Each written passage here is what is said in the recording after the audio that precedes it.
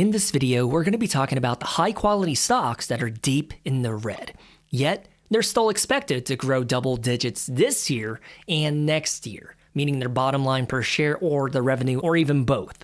Listen, the market loves to overreact, and these companies that we're going to be talking about, it's what it looks like. So we've got stocks that are down 30, 40, or even 50% from their all-time highs, which was like 6 months or even like 10 months ago, and I'll be evaluating and grading them to see which ones will be the real compounders and which ones are going to be catching falling knives. So if that sounds good with you, let's go ahead and get into it. And by the way, this is part 2, so picking up where we left off is GitLab. It's a one-stop shop for creating software, apps, and has the numbers that would make you salivate. I'm not kidding. They have zero debt, they're cash flow heavy, and it's my preferred tech stock that's beat up right now in lieu of Duolingo. So at their all-time high, February 2025, they were roughly $72 a share, and since then, negative 50% in the red. Let me pull them up, show you what I'm talking about. Their revenue situation is just so beautiful to witness and see, okay? And if we jump on over to the balance sheet, they have $1.2 billion of cash on hand. And how much debt do they have? They have $0 of debt. So when it comes to putting GitLab somewhere on the compounder chart, I think they're a B+. I think their future looks a little brighter than United Health and Salesforce, because everybody, including your barber that charges like $50 for a haircut, everybody's got a mobile app now. And I think as a society, as we migrate to more apps, I think companies like GitLab, clear winners. And the next company is going to be Adobe. We zoom out and take a look at their all-time high. It was roughly, I want to say they flirted with $700 a share, but $688. And since then, negative 52%. Let's just zoom back in 365 days. Their 1 year high was roughly $464, and they're down negative 28%. Now, when it comes to Adobe, people who don't understand keep saying that AI is going to make them obsolete. But personally, as a creative, as a guy that makes YouTube videos every single day, I think AI is going to be a massive tailwind for Adobe because they're not just experimenting and working with AI, but they're also baking generative AI into every feature, setting, and DNA of tool and product and service that they own in their portfolio. And what makes me really bullish about Adobe is that their Firefly generative AI model is commercially safe. And so if you are Nike's or Chipotle or Hydro Flask, are you really going to use some sketchy, dodgy startup generative AI to create logos and visual stuff for your brand? In the future, you could get in trouble for that, right? But with Adobe, you don't have to worry about stuff like that. And more likely than not, if you are an S&P 500 company, you already have an enterprise contract with Adobe. So why would you jump ship? I think the only real drawback is the growing friction with individual photographers, video editors, because dude, they really hate the bloated software and the constant price hikes. And honestly, absolutely valid argument. On an individual, person-to-person level, not happy with what's happening. But what I'm trying to say is, while people on Twitter, or I guess now it's called X, and on Reddit, they might be very loud, the vocal minority, about canceling their subscriptions or like, I'm jumping ship, I hate Adobe, doesn't really matter to Adobe because their main bread and butter is through the enterprise contracts with Procter & Gamble, with Microsoft, with Google. And if we're going to be completely honest with ourselves, does it really look like AI is eating their lunch? No. They think the reason why their growth is slowing down to 10% year over year for the past 3 years is because they reached market saturation. They're not a startup anymore, right? Every potential client is already a partner with them. So at this point and stage in their business, I think it's about upselling and increasing their offerings to those customers for a higher fee. So when we talk about consistency, reliability, something that is predictable in their gross sales, I truly don't think it gets any better than this. $16.70 of profits per share. In 2016, it was $2.32. Let's take a look at their free cash flow, switch the data source to Fiscal AI. $9.8 billion of free cash flow. If we jump over here and switch it back over to S&P Global's data, take a look at their balance sheet, $6.5 billion of cash on the books. What's their total debt situation? $6.6 billion. So after accounting for all of the obligations and loans on the books, they still have about $53 million. Not bad at all for a company that generates billions of dollars of free cash flow. But debt to EBITDA is the more appropriate ratio anyways, 0.69. So it would take them 7.5 to 8 months to pay off all of the loans on the books with their own core operating profits to EBITDA. So having said that, just like GitLab, I think Adobe, they just missed the mark of being in the A tier, but I definitely think they're B+.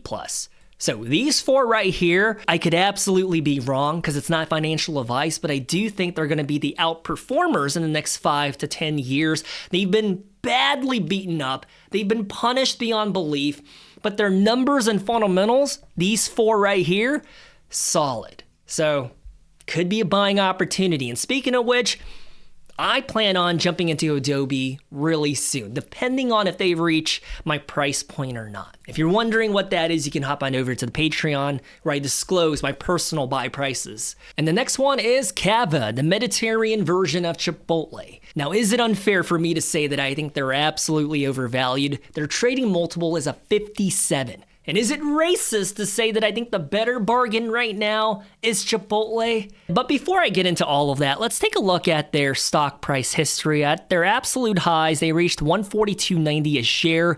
Since then, negative 53% into the red. Jeez, man, that's a rough situation.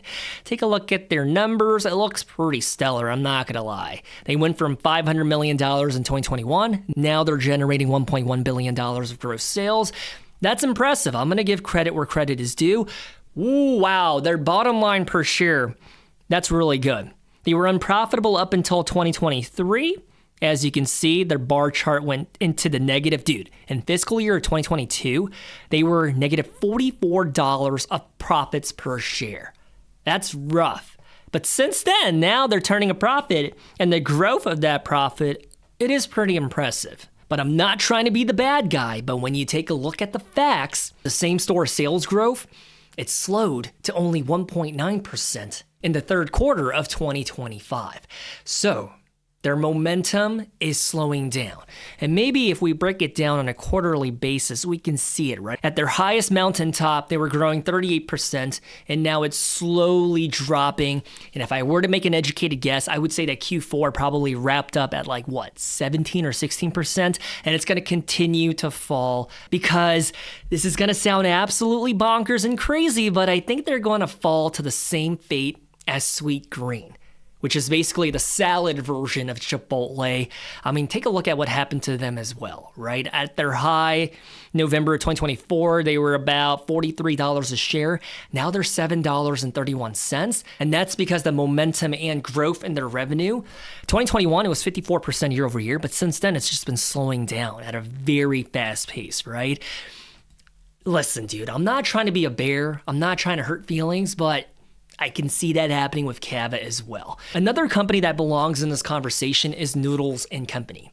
Dude, like in 2008, 2009, 2010, this is where I win. Noodles & Company. Because not only could you eat Italian pasta there, you could have American mac and cheese, but they also introduced Asian noodle dishes, right? In 2017, they pulled off $487 million in revenue, which is pretty good. What you want to see in a compounder is their numbers growing at a pace that makes you feel excited, like giggling on Christmas Eve. But did that happen for Noodles & Company? No, it's been pretty much flat since 2017. And so as crazy as it might sound, I think Cava is going to join this category. Noodles & Company, Sweet Green, and I think the next one is Cava. I know that's controversial, and maybe I'm being a little too harsh because I have personally never tried Cava, but it is on my bucket list. When I go back to the US, I will try it out, and maybe I'll change my opinion if I get a gauge of how many people are in the restaurant, and when I take a look at the Google reviews, is it a bunch of 4 or 5 stars? Is there a lot of 1 stars? Then again, you can pull up your local Chipotle And the ratings and reviews, usually a 2 stars or 2.5. And that's because when you look at human psychology, when you have a complaint or a bad experience, you're more likely to leave a review than you are to say, I enjoyed it, I loved it, 5 stars. And that's why you can extend that experiment for McDonald's, Domino's. It doesn't matter. Even Texas Roadhouse, they'll all have like 2 or 2.5 stars out of 5. So even though Cava's numbers look really good right now, it's the exact same investing thesis that I have for Duolingo. I'm not bullish about their future. I think roughly 2 years ago, Chipotle went through that scandal of not giving the full scoop portions, but I think they're making a comeback, and I think the Cava fans are going to rotate and gravitate back to Chipotle. I know it sounds crazy and ridiculous, but I think these trendy startup restaurant brands, they hit the road running, and you see growth for like a year, or in this case, like 5 or 8 years, and then eventually they fizzle out because at the end of the day, they lack a durable, a robust economic moat. There's nothing Cava does that Chipotle can't do, if not better. So I think Duolingo, his owl, he's pretty lonely in the D- tier. So I think Cava would be D-. When I think about the next 5 to 10 years, I truly don't think Cava and Duolingo are going to compound. I don't think so. I could be wrong, but hey. The next one is going to be Sprouts Farmers Market, and they reached an all-time high of about $180 a share. Since then, they're negative 57% into the red.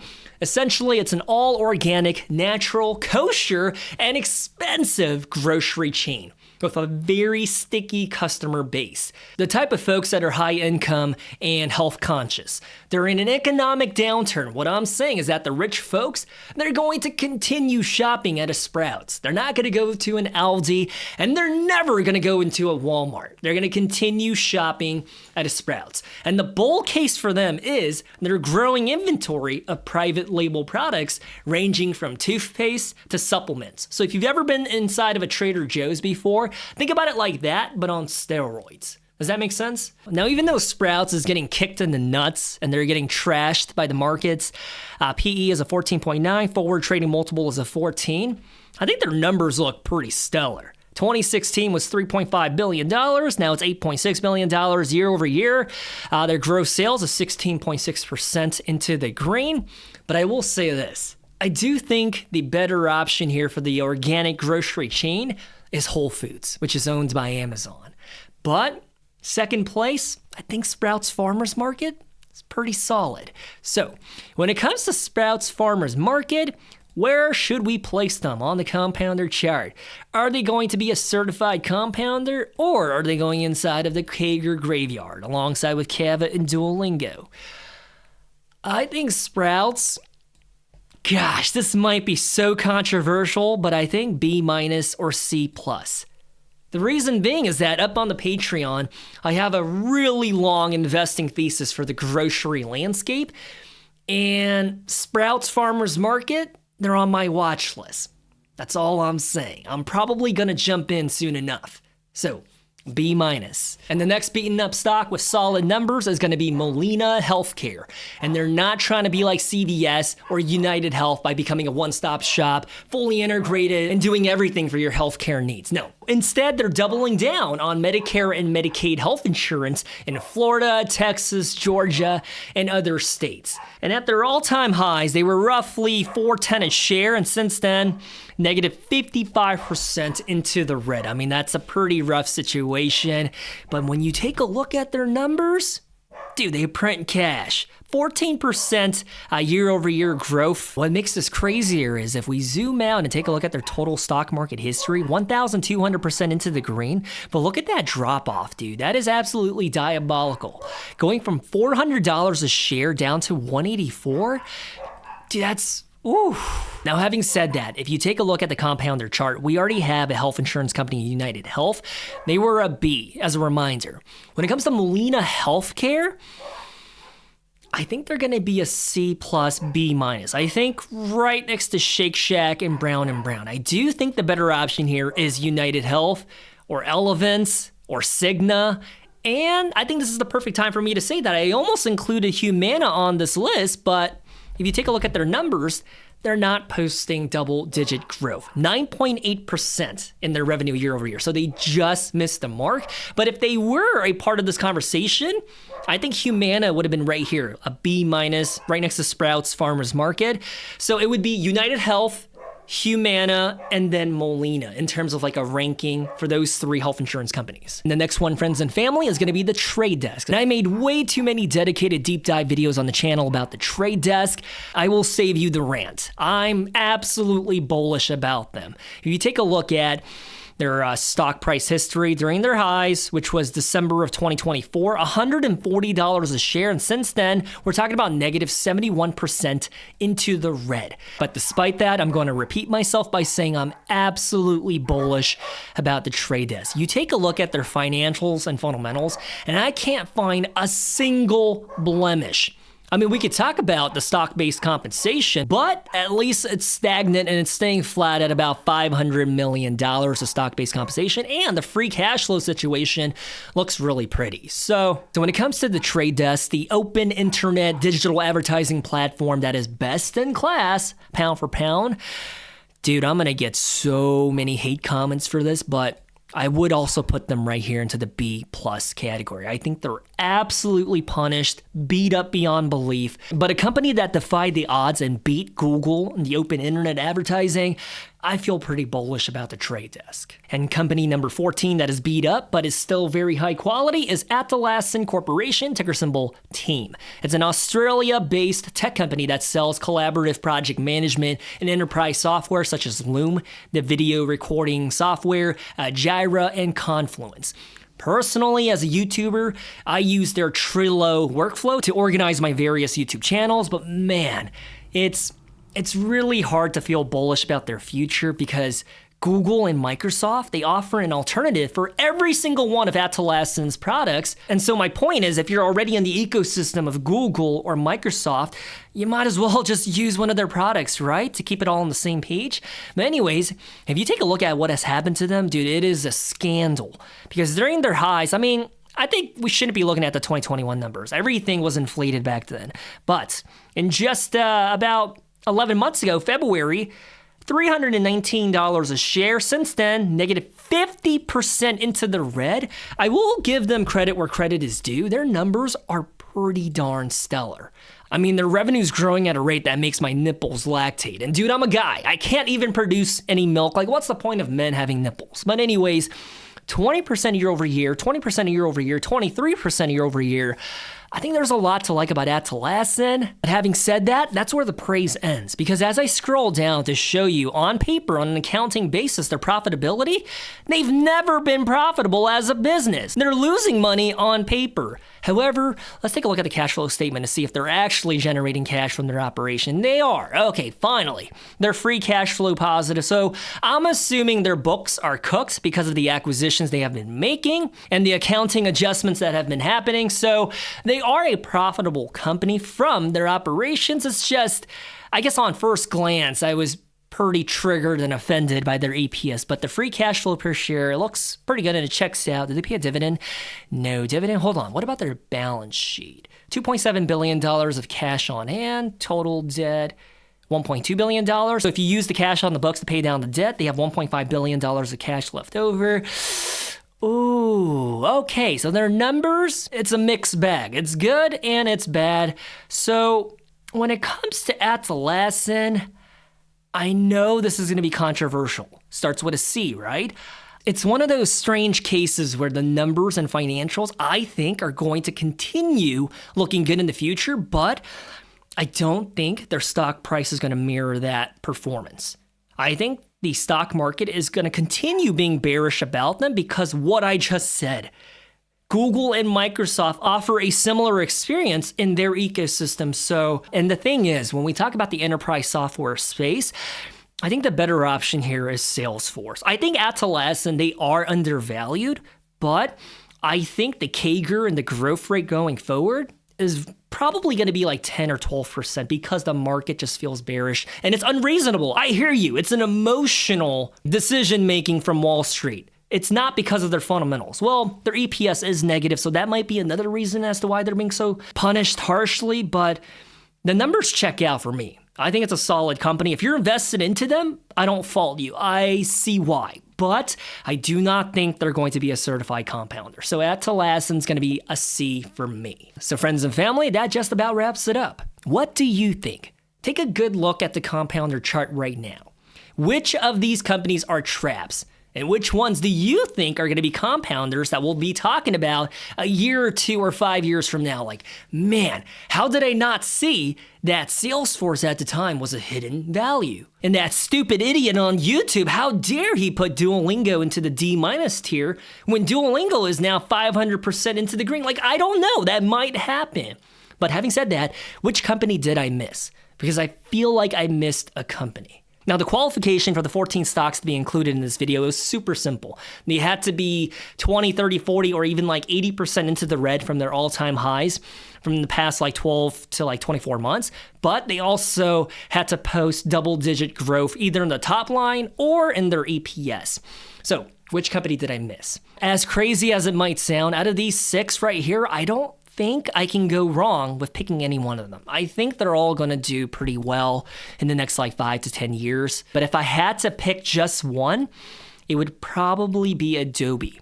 And if they initiate a dividend payout, I would elevate them into the A tier. I don't think Adobe's in the S tier because S tier is only reserved for the highest quality companies, right? Like Amazon, Google, NVIDIA, Microsoft. I don't think they're in the same tier, but I think Adobe could be A tier if they do pay a dividend. And by the way, before I sign out of here, if you're a fan of the show Band of Brothers, dude, you gotta give Apple TV's Masters of the Air a go.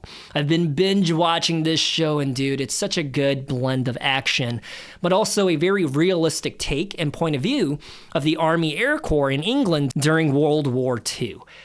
I would argue it's a 7 out of 10. I think it's a pretty good watch, but yeah, that's all from my end. I'm gonna go and edit this video and put it up on the channel. I love you guys, stay safe, good luck in the stock market, and I will talk to you really soon. By the way, my camera died, and that's why like halfway through the video, it's just completely black.